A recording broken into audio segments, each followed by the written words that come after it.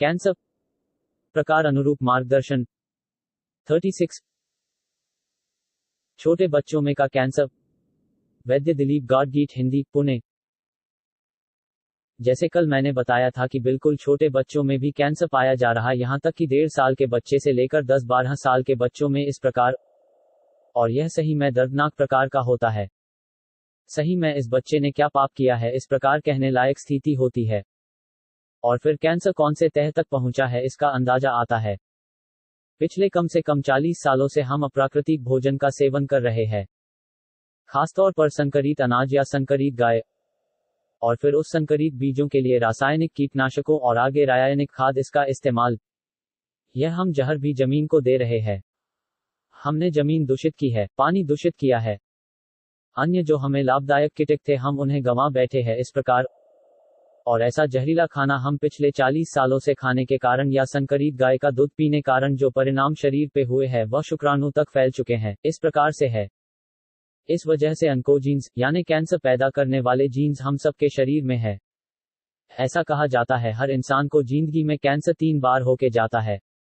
अधिकांश लोगों में उनकी प्रतिरोध शक्ति विजयी हो तो है और कैंसर नहीं होता, किंतु जिन लोगों में यह प्रतिरोध शक्ति परास्त होती है वहां निसंदेह कैंसर होता है।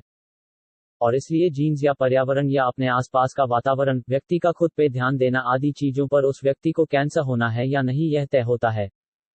दुर्भाग्य से फास्ट फूड, जंक फूड, बुरी लतें यह कैंसर के तो सामान्यता ज्ञात कारण है, इसमें कोई संदेह ही नहीं है। किंतु जब 1.5-2 साल के बच्चे को कैंसर होता है तब यह कहां आए ये कारण, फास्ट फूड, जंक फूड, बुरी लतें, इसमें का कोई कारण संभव नहीं। तब उसका अर्थ होता है कि उसके खून में है, उसकी जीन्स में है और उसे बदलने के लिए काफी बड़े पैमाने पर प्रयास करना जरूरी है।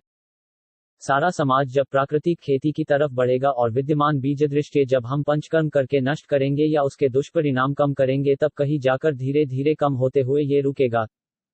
किंतु समाज पूरी तरह सोया हुआ है, उसे जगाने के लिए एलोपैथी तो तैयार ही नहीं। और इन सब में से हम जब तक मूल कारण तक नहीं जाते और मूल कारण को ठीक करने का प्रयास नहीं करते तब तक कैंसर ठीक होने वाला नहीं या कैंसर नियंत्रण में आने वाला नहीं। यह सर्वज्ञात सत्य है, मगर कोई भी उस पर ध्यान देने को तैयार नहीं। तो खासकर छोटों बच्चों में यह बात का ही चिंता की बात है। उनके लिए भी एलोपैथी में जैसे बड़ों को केमोथेरेपी आदि दी जाती है वैसा ही उपचार किया जाता है।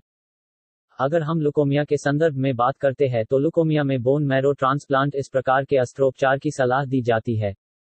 किंतु इतने कम उम्र के बच्चे को कैंसर क्यों हुआ इस पर कोई बात भी नहीं करता, यह काफी खेदजनक है। अगर यह चित्र बदलना चाहिए तो हमें जागृत होना जरूरी है और तात्काल प्राकृतिक जीवनशैली, प्राकृतिक अन्न इनका इस्तेमाल करना चाहिए।